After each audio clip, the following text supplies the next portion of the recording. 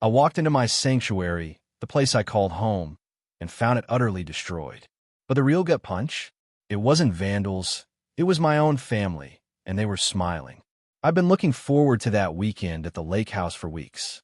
3 uninterrupted days of silence, lake views, and absolutely no work emails. My job as a commercial real estate broker in Austin had been suffocating lately, and this place, 2 hours outside the city, was supposed to be my sanctuary. But the moment I opened the front door, a wave of dust hit me, thick and choking. My heart sank. The living room, which I'd carefully furnished with cream sofas and vintage lakeside photographs, was just gone.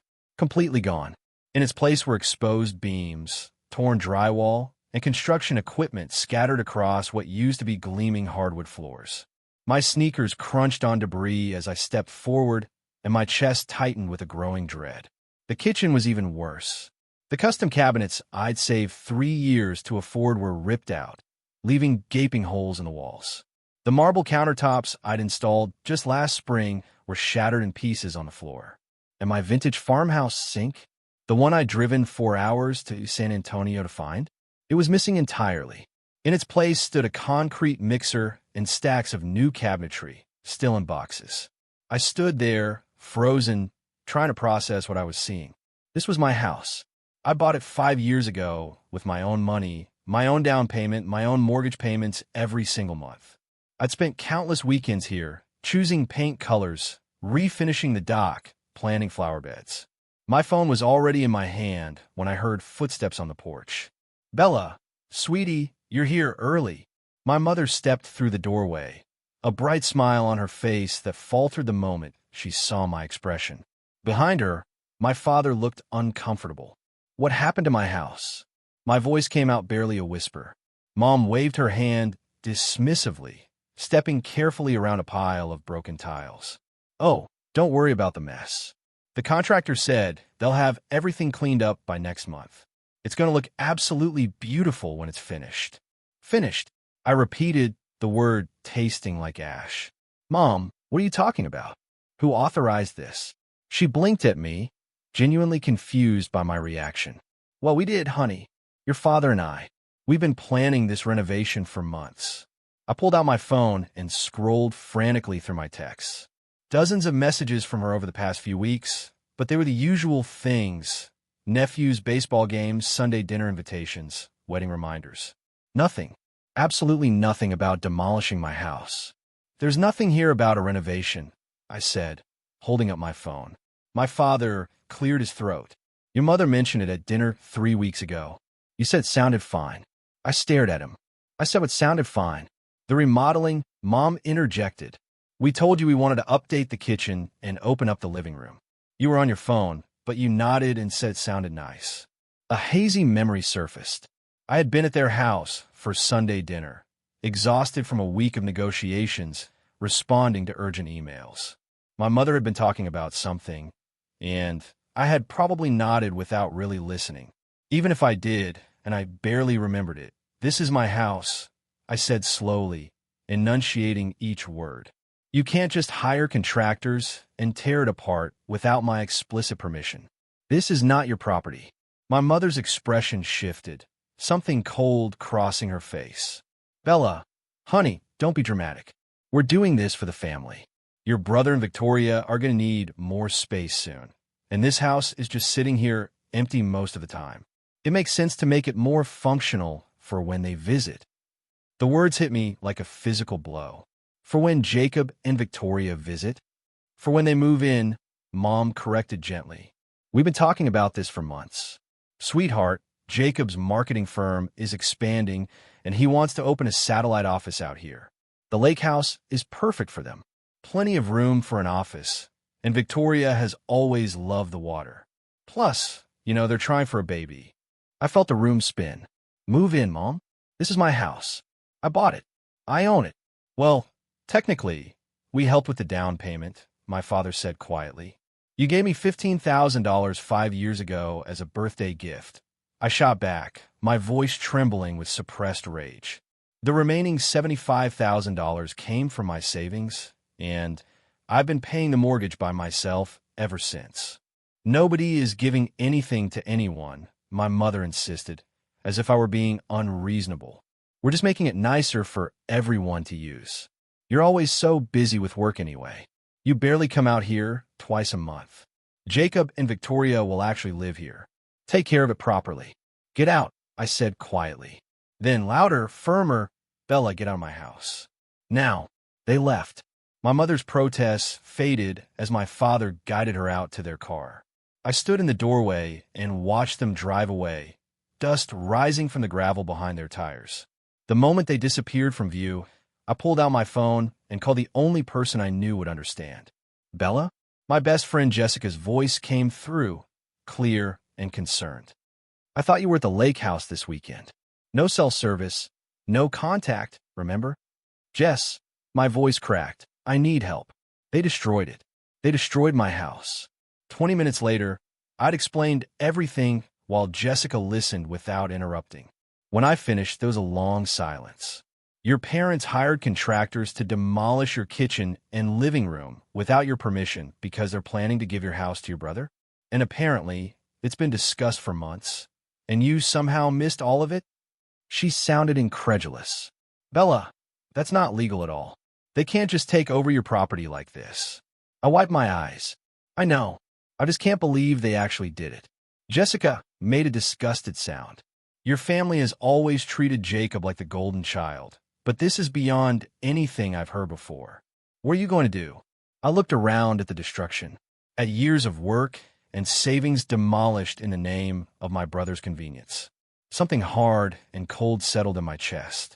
I'm going to call my attorney, I said, my voice steady, and then I'm going to make sure this never happens again.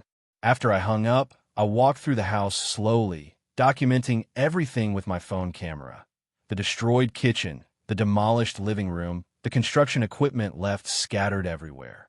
I photographed the boxes of new cabinets, clearly more expensive than what I had installed, and the high-end appliances still wrapped in plastic. I drove into town to the only hotel near the lake, a small bed and breakfast run by an elderly couple who knew me. Change of plans, I told them. Family issues. That night, lying in an unfamiliar bed, I pulled out my laptop and opened the file where I kept all my property documents. The deed was there, clear and unambiguous. The house was in my name, only my name. My parents had no legal claim to it. I drafted an email to my attorney, Gregory, explaining the situation and asking for an emergency consultation. Then I opened my banking app and reviewed my mortgage statements, my property tax payments, my insurance records. Everything was in order. Everything was in my name. Saturday morning, I drove back to the house early. The place looked even worse in the bright daylight. I walked through each room, making notes on my phone about every single thing that had been damaged or removed. The custom light fixtures I had bought from Craftsman in Fredericksburg were gone. The hardwood floors I had refinished were scratched and gouged. Even the built-in bookshelves in what used to be the reading nook had been ripped out. I was photographing the damage when I heard a car pull up outside. Through the window, I saw Jacob's silver sedan. My brother stepped out, followed by his wife, Victoria. Jacob was 34, 3 years older than me, with our father's tall frame and our mother's easy charm. He had always been the favorite, the one who could do no wrong. Victoria was petite and blonde with a sweet smile that I had never quite trusted. They walked in without knocking. Bella, hey, Jacob said, grinning. Mom said you were upset about the renovation. I thought I'd come by and show you the plans. Once you see what we're doing, you're going to love it. I sat my phone down carefully. Jacob, this is my house, right? Yeah, of course. He pulled out his own phone, oblivious. But Mom and Dad explained about the arrangement, right? How it makes more sense for Victoria and me to be out here full time. You're barely here anyway. There is no arrangement, I said, my voice flat. This is my property. I own it. And nobody asked my permission before hiring contractors to tear it apart. Victoria stepped forward, her smile sympathetic. Bella, I know change is hard, but this is really going to be better for everyone. The kitchen was so outdated, and the living room layout was really closed off. We're opening everything up, adding French doors to the deck, putting in a real master suite upstairs. I don't care, I said. I care that this is my house, and you have no right to be here making decisions about renovations I never approved. Jacob's smile faded. Come on, Bella. Don't be like this. Mom and Dad are helping us out, and it's not like you're using the place. You're always working, always too busy for family. Victoria and I actually want to be here. The implication was clear. I was the selfish career woman, too focused on work to appreciate what I had, while Jacob and Victoria understood the value of family and home. It was the same narrative I had heard my entire life. Get out, I said quietly. Bella, get out of my house right now. Both of you, or I'm calling the police. Victoria's sweet smile turned sharp. You know, your mother was right. You are being incredibly selfish about this. I'm acting like someone whose property was illegally vandalized, I said. Leave now. They left, and I stood alone in the ruins of my living room, my heart pounding. I called Gregory from the front porch, looking out at the lake that had always brought me peace. He answered on the second ring. Bella, I got your email. This is quite a situation. I explained everything that had happened since yesterday, including the conversation with Jacob and Victoria. Gregory listened without interrupting. All right, he said. Here's what we're going to do. First, you need to document everything. Every piece of damage, every conversation, every text message. Second, I'm going to draft a cease and desist letter to the contractors and your family members, making it clear that no further work is to be done without your written authorization. Third, we're going to send formal notice that any family members currently occupying or attempting to occupy your property are doing so illegally. My parents are going to lose their minds, I said, already bracing myself. That's not your problem, Gregory countered. What they did is trespassing and destruction of property, at minimum. You'd be well within your rights to press charges, though I wouldn't recommend starting there. What about the renovation? Can I hold them liable for the costs? Absolutely. If they hired contractors without your permission, they are responsible for both the cost of the unauthorized work and the cost of restoring your property to its previous condition. Do you have documentation of what the house looked like before? I thought of the dozens of photos I had taken over the years. Yes, I have everything. Good. Send me all of it. I'll put together a demand letter as well. And if they don't pay? Gregory paused. Then we take them to court. But Bella, I have to ask, are you prepared for that? Suing your family is going to create a permanent rift. I looked at the exposed beams of my demolished living room, at the construction equipment scattered across my floor. I thought about my mother's casual dismissal of my ownership, Jacob's entitled assumption that he could just take what was mine. Yes, I said, I am prepared. That afternoon, I spent hours gathering every piece of documentation I had, photos of the house before and after each improvement, receipts for the appliances, the furniture, the custom work, my mortgage statements and property tax records, screenshots of my mother's text messages, none of which mentioned any renovation plans. I even had a recording of my conversation with Jacob and Victoria, which I had started as soon as I heard them pull up. I organized everything into folders and sent it all to Gregory. Then I drafted a message to my family group chat. I need to make something very clear, I wrote. The lake house is my property. I purchased it with my own money. I pay the mortgage with my own money, and I am the sole owner according to the deed. No one had my permission to hire contractors or begin any renovations. Effective immediately, all work must stop and all family members must vacate the property. My attorney will be sending formal notice of this shortly.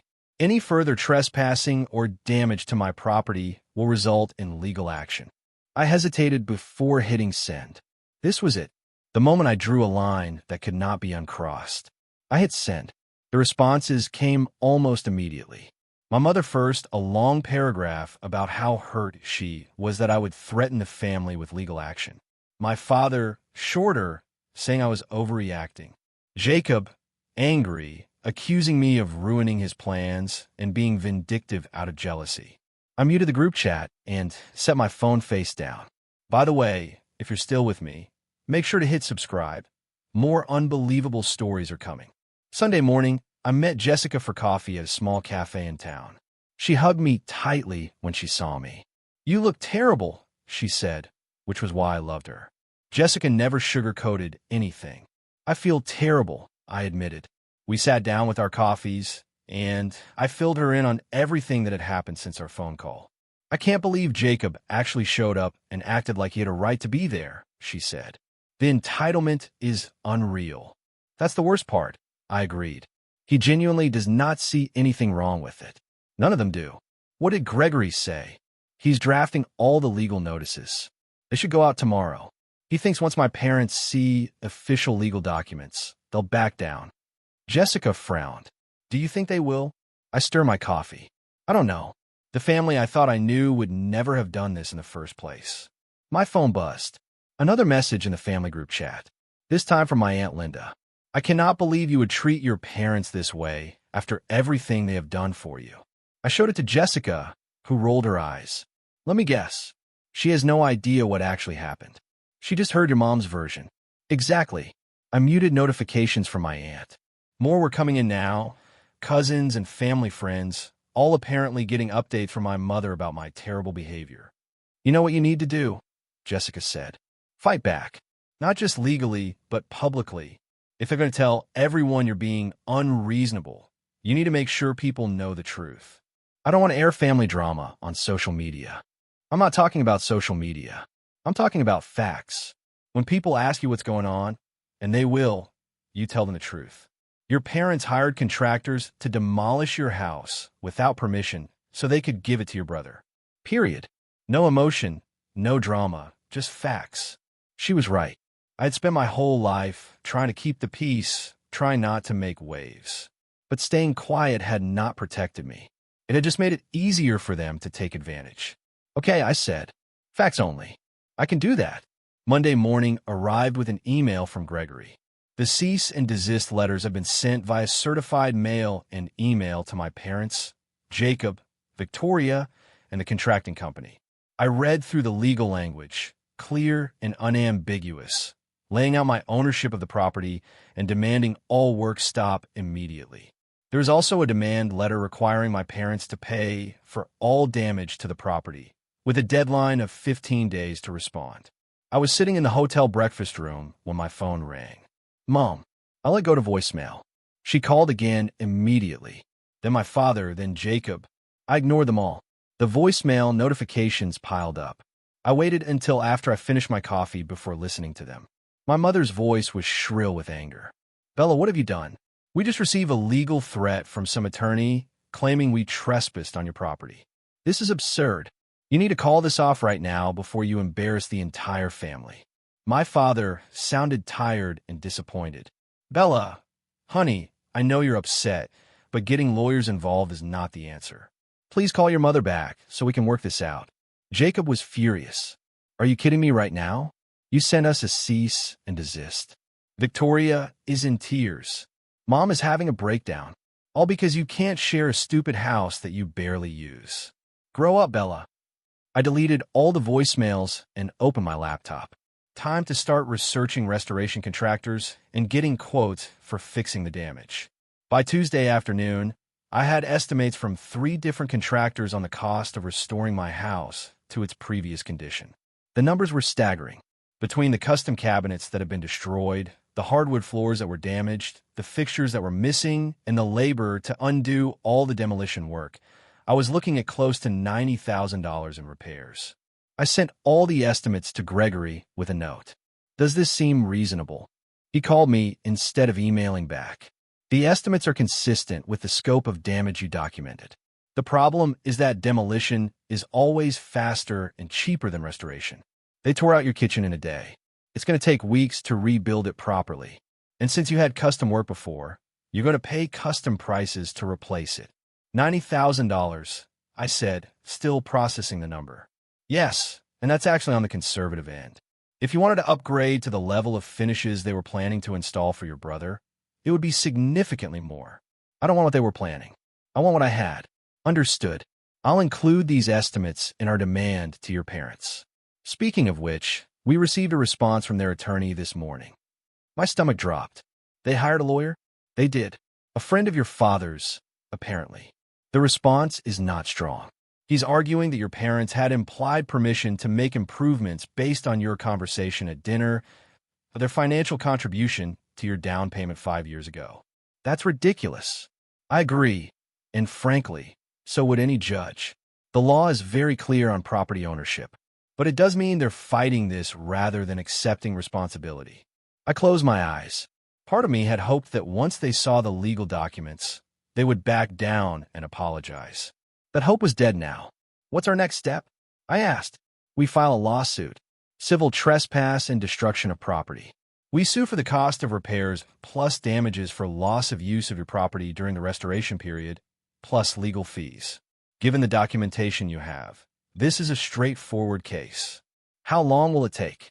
Could be anywhere from 6 months to a year before we get to trial, unless they settle. But in the meantime, we can request an emergency restraining order preventing any further work on the property and requiring your family members to stay away. Do it, I said. All of it. The next few days blurred together. I hired one of the restoration contractors to begin work immediately, paying out of my savings account and documenting every expense. The restraining order was granted, with the judge clearly unimpressed by my family's legal arguments. My parents and Jacob were ordered to stay at least 500 feet from the property until the case was resolved. The family fallout was immediate and brutal. My phone exploded with messages from relatives I barely knew, all telling me I was destroying the family over money. My mother's best friend called to tell me I should be ashamed of myself. My grandmother, 86 years old and usually kind, left a voicemail saying she was disappointed in the woman I had become. Only Jessica and a handful of my work friends understood. They're circling the wagons, Jessica said when I showed her some of the messages. Classic family behavior. You're threatening the established order, so everyone is rallying to protect it. I just wanted them to admit what they did was wrong and pay to fix it, I said. That's all. You don't have to destroy anything, she countered. You just have to stand up for yourself. And in your family? That is the same thing. By Friday, 1 week after I had discovered the destruction, I was back in Austin for work. The restoration on the house was underway, with the contractor promising to have everything finished in 6 weeks. The lawsuit was filed. The restraining order was in place. And I had not spoken directly to any member of my immediate family since the day I sent the group chat message. I threw myself into work, grateful for the distraction, but my concentration was shot. I kept checking my phone for updates from Gregory, from the contractor, for new messages from relatives who wanted to tell me what a terrible person I was. At my desk on Wednesday afternoon, my phone rang with a number I didn't recognize. I almost let it go to voicemail, but something made me answer. Is this Bella? A woman's voice, professional and crisp. Yes. Who is this? My name is Patricia. I'm calling from Henderson Construction, the company that was doing work on your property before we received the cease and desist letter. I wanted to reach out personally because something about this situation has been bothering me. Patricia continued, her voice careful and measured. When your parents hired us, they presented documentation that they said proved they had the right to authorize work on the property. After we received the legal notice from your attorney, I pulled our file to review everything. Okay, I said slowly, my heart rate picking up. The documents they showed us were partially falsified, or at least they misrepresented what they were. They had a copy of your property deed, but they told us it was in their name.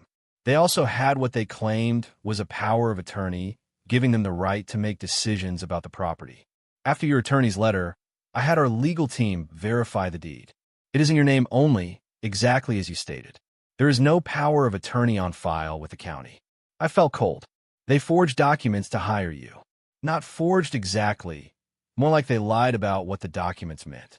But yes, essentially they misrepresented their authority to hire us. If we had known they did not have legal permission, we never would have accepted the job. Why are you telling me this? Patricia hesitated. Because I've been in this business for 20 years, and I know the difference between a family disagreement and something more serious. What your parents did crosses a line. You deserve to know exactly what happened. Also, frankly, we don't want to be caught in the middle of this lawsuit. If you need any documentation from us about what we were told and what documents we were shown, we will provide it. After I hung up with Patricia, I sat at my desk for a long time, staring at my computer screen without seeing it. My parents had lied to the contractors. They had deliberately misrepresented documents to make it seem like they had the authority to demolish my house. This was not a misunderstanding or a difference of opinion about family property. This was calculated deception. I called Gregory immediately and told him everything Patricia had said. That changes things, he said, his voice grim. If they knowingly misrepresented their authority to the contractors, that could be fraud. It certainly strengthens our civil case significantly. Can you get a written statement from this Patricia? She said they would provide documentation. Good. Follow up with her and get everything in writing. This might be enough to push them towards settlement. Most people don't want to go to trial when there's evidence of deliberate deception. But my parents did not settle. Instead, their attorney sent a response claiming that Patricia was lying to protect her company from liability, that my parents had every right to make improvements to a property they had helped purchase, and that I was being vindictive and using the legal system to punish them for treating my brother fairly. I read the response twice, feeling something break inside me. They were not going to admit what they did. They were not going to take responsibility. They were going to fight this all the way, and they were going to keep insisting they were the victims. That night, I called Jessica. I need to know something. Be honest. Am I being unreasonable? Is there any part of this where I'm in the wrong? Bella, no. Absolutely not. They destroyed your house without permission. They lied to contractors to do it. They're trying to give your property to your brother. There is no universe where you're the bad guy here. Then why does it feel like the whole world thinks I am? Because your family has spent your entire life making you believe that your needs don't matter as much as Jacob's, Jessica said bluntly. And now you're finally pushing back, and they can't handle it. So they're mobilizing everyone they know to make you feel guilty and back down. It's manipulation, Bella. Classic manipulation. I knew she was right, but knowing it did not make it hurt less. The lawsuit moved forward slowly, grinding through discovery and depositions. My parents' attorney tried every delay tactic in the book, asking for continuances and extensions and additional time to respond to every filing. Gregory said it was standard practice for someone trying to drag things out, but it was exhausting.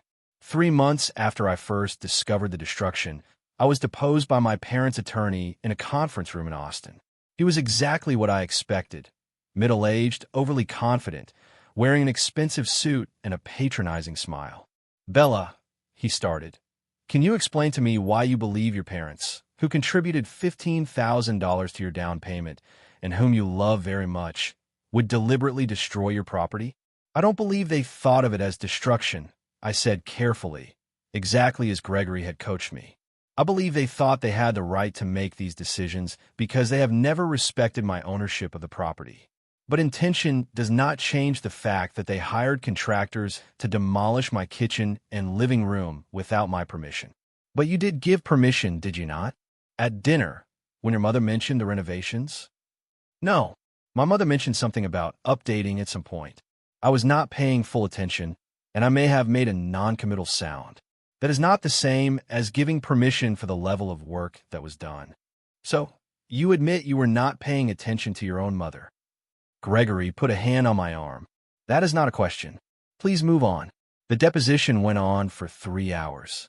They asked about my relationship with my parents, with Jacob, about how often I used the house, about my finances, about whether I was jealous of my brother's marriage. They tried every angle to paint me as an unreasonable, difficult person who was making trouble over nothing. I answered every question calmly and factually, exactly as we had practiced.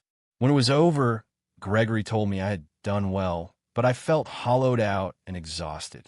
They're going to settle, he said as we packed up.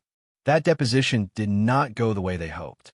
Your testimony was clear and consistent, and there is nothing they can use against you. Plus, we have the contractor testimony. They know they're going to lose at trial. When? I asked. Could be weeks, could be a couple of months, but it is coming. I drove back to the lake house that evening. The restoration was nearly complete, the contractor having worked steadily for the past 3 months. The kitchen looked almost exactly as it had before. The living room was finished, the hardwood refinished, new drywall painted, furniture replaced. It looked like my house again, but it did not feel the same. 4 months after the initial incident, I I received a call from Gregory on a Tuesday morning. They are offering to settle. For how much? Full cost of restoration, plus your legal fees.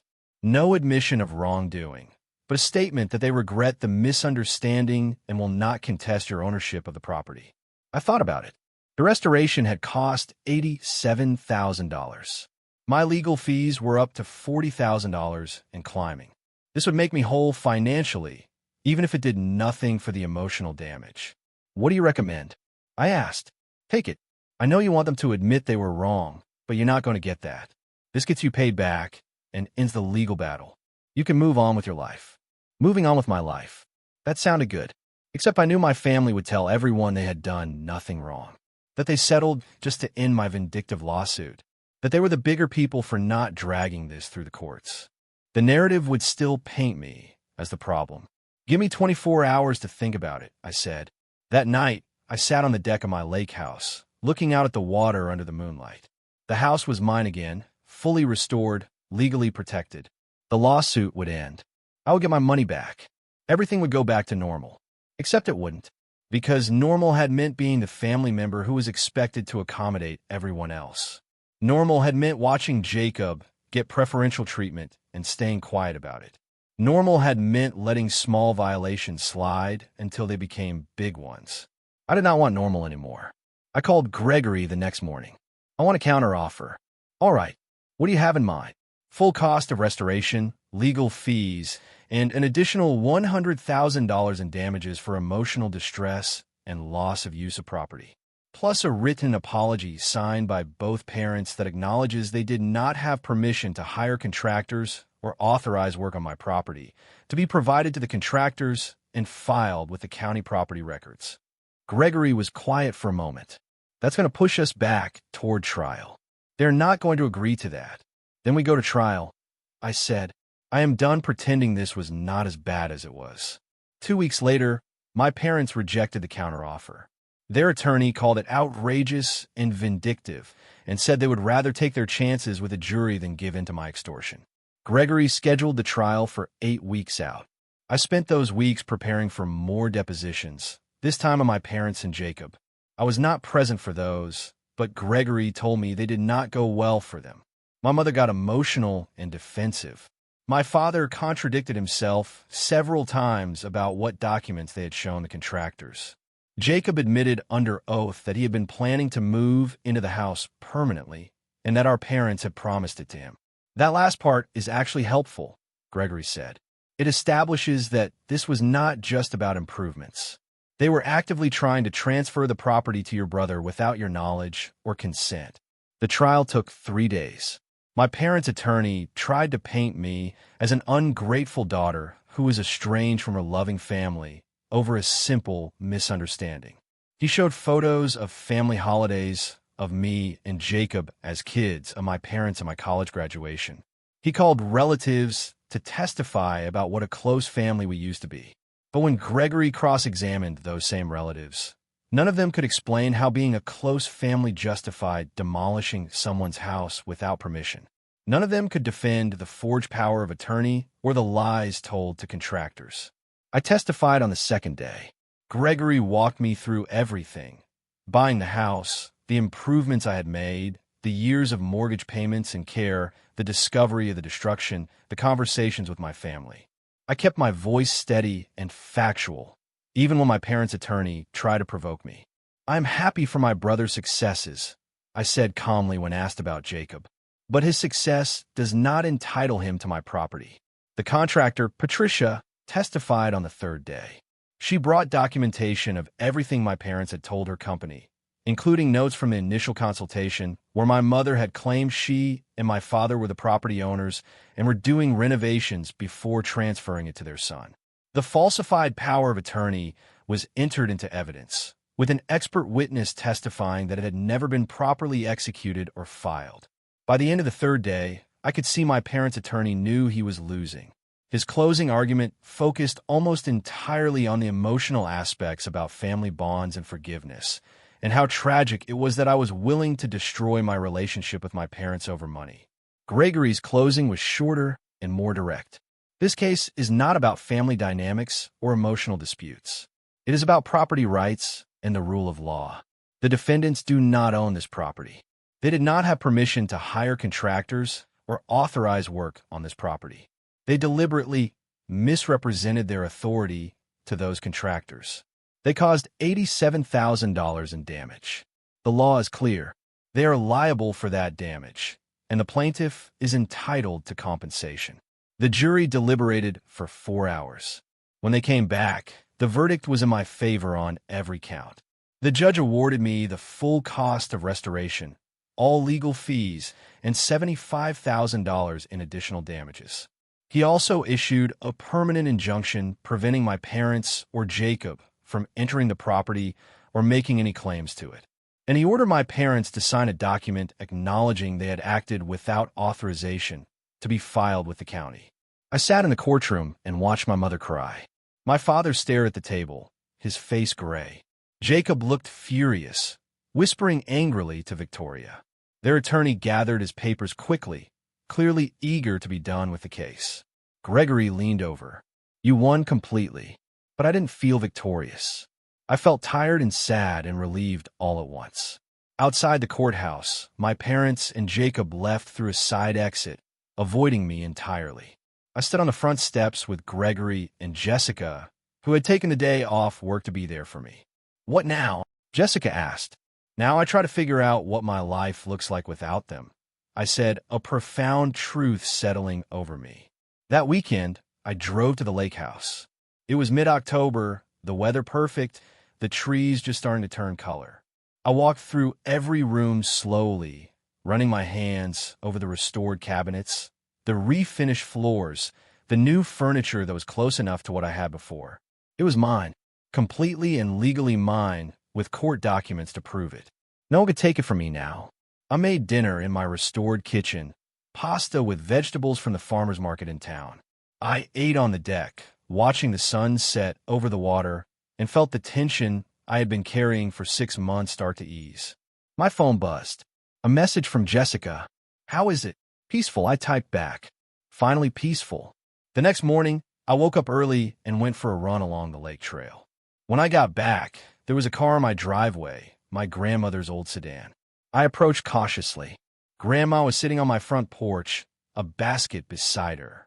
I brought muffins, she said when she saw me. Blueberry, your favorite.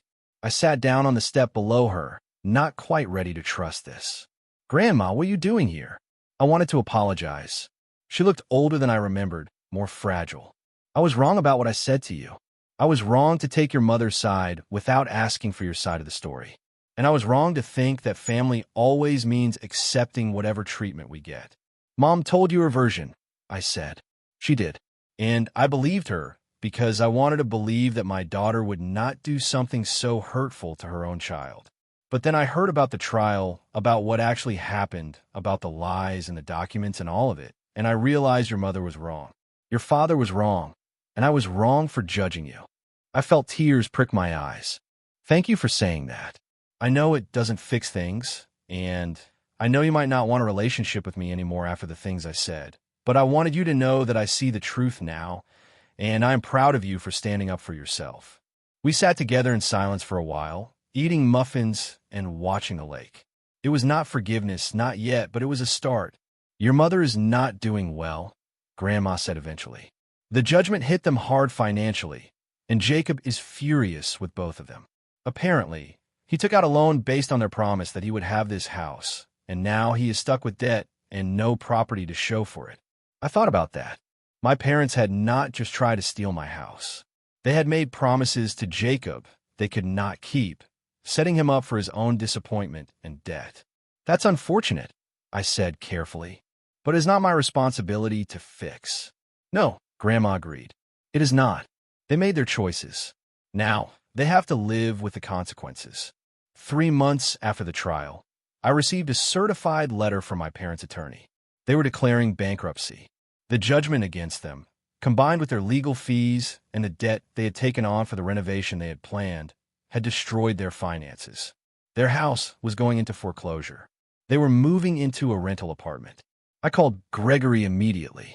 Can they do this? They can declare bankruptcy. Yes.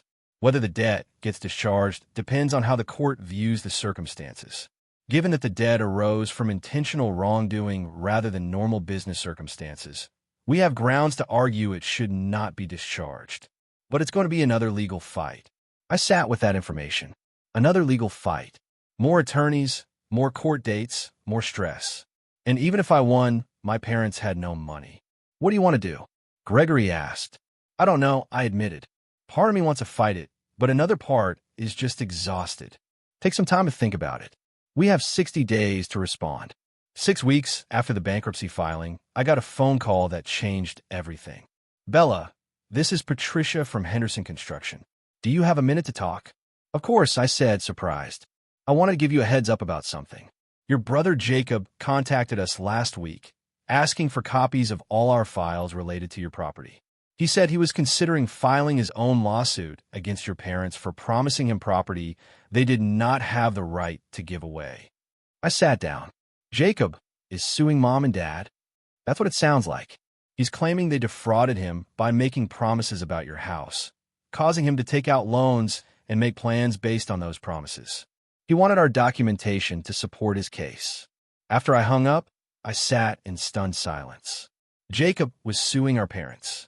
The golden child was turning on them, angry that their schemes had left him in debt.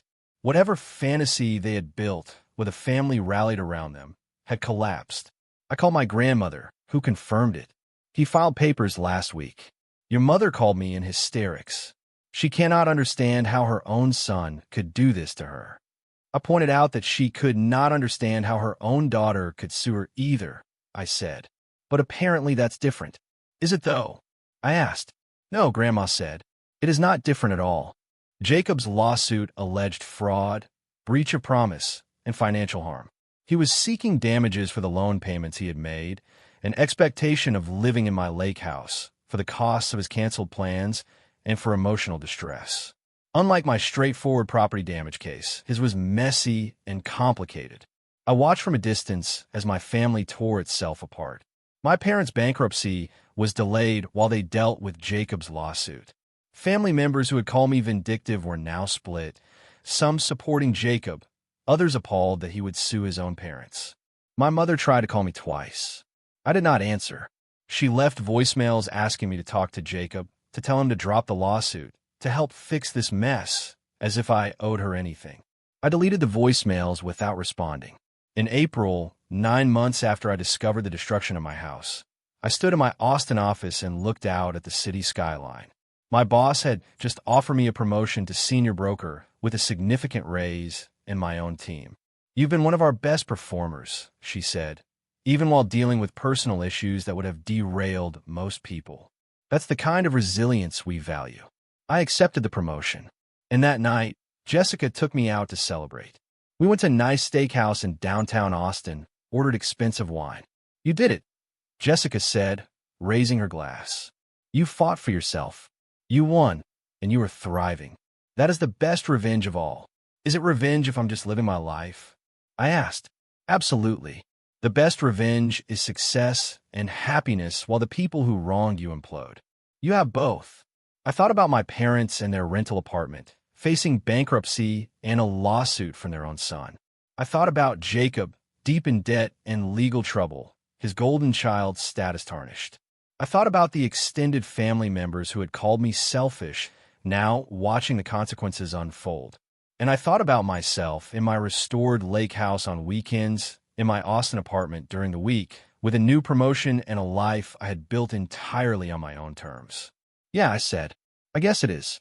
The bankruptcy proceedings dragged on through spring. The judge scheduled a hearing for late July. I didn't want to go, but Gregory insisted I needed to be there. My parents sat on the other side of the courtroom with their bankruptcy attorney, looking older and more worn. My mother's hair had gone almost completely white. My father had lost weight, his suit hanging loose. Jacob was there, too, with his own attorney, objecting to the bankruptcy discharge because it would impact his ability to collect on his own judgment. He did not look at me. The hearing lasted 2 hours. My parents' attorney painted a picture of 2 elderly people who had made a mistake and were now being punished beyond reason. He argued that forcing them to pay would leave them destitute.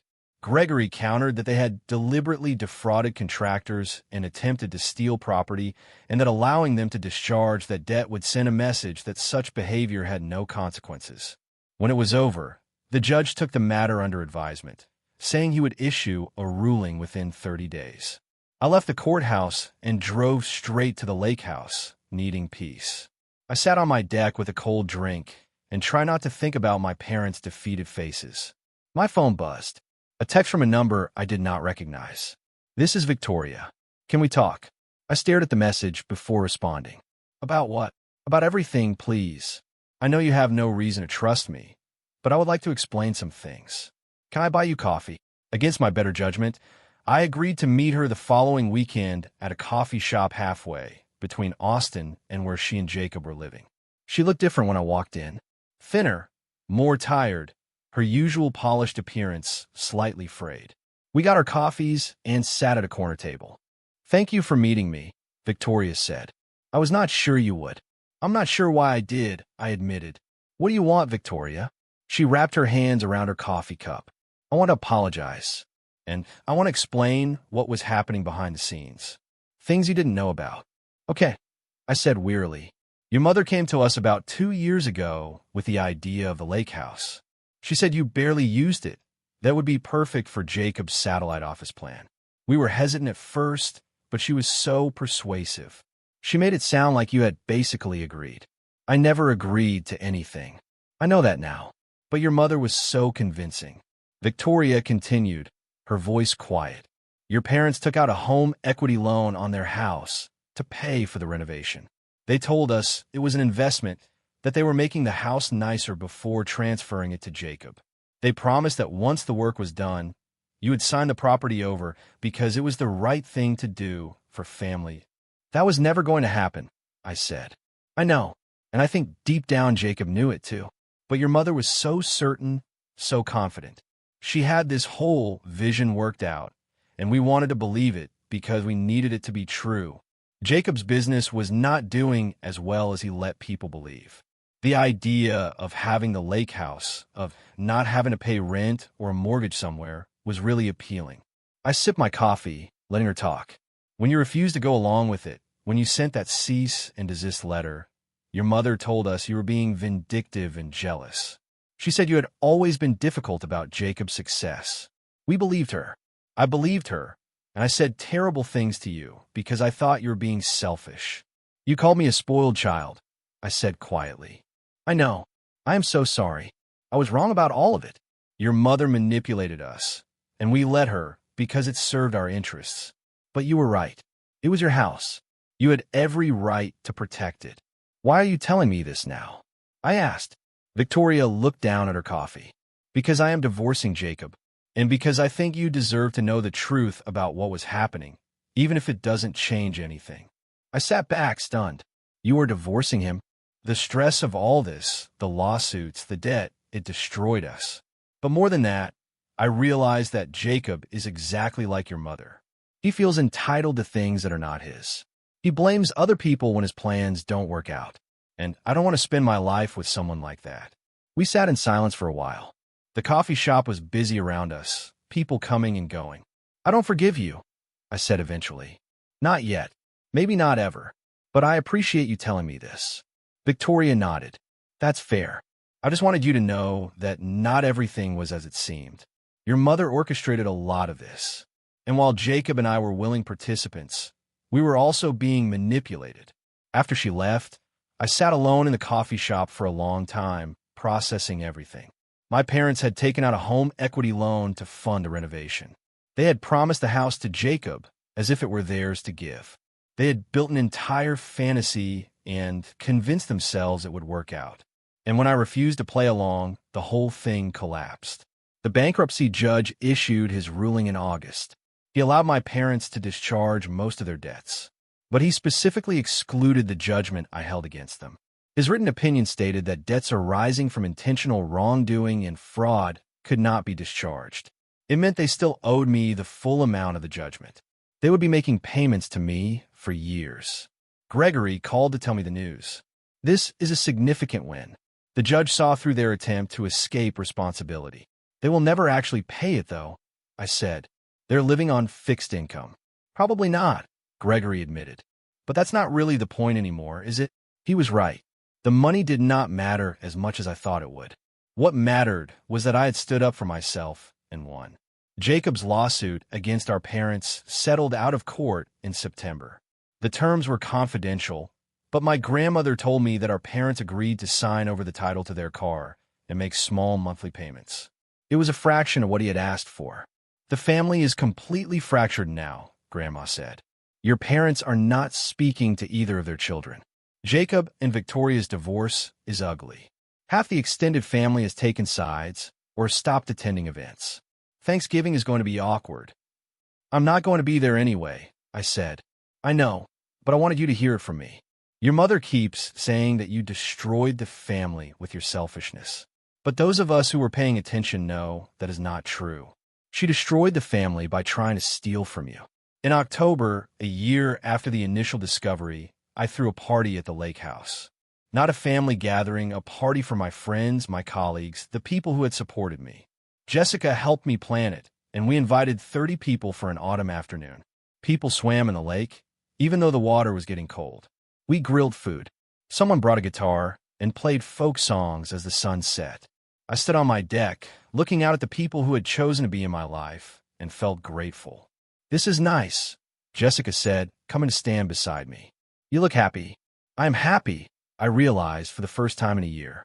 I'm actually happy. Good. You deserve it. My parents never recovered financially or emotionally from the double blow of my lawsuit and Jacob's. Their bankruptcy left them with ruined credit and limited options.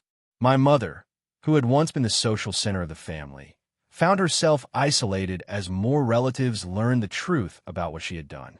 Sunday dinners stopped. Holiday gatherings became awkward, sparsely attended affairs.